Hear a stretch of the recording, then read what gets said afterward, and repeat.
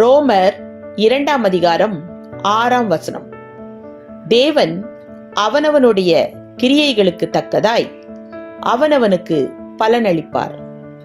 விளக்கம்: நமது செயல்களுக்கெல்லாம் விளைவுகள் உண்டு. அவற்றுக்கு கர்த்தர் நம்மை கணக்கு கேட்பார். அவர் நீதியுள்ள நியாயாதிபதி. அவருடைய தீர்ப்பு நமது தனிப்பட்ட செயல்களின் அடிப்படையில் அமையும். எனவே நம்முடைய செயல்கள் கர்த்தரை மகிமைப்படுத்துவதாக இருப்பதாக. ஆமீன். Romans chapter 2 verse 6. He will render to each one according to his works. Amen.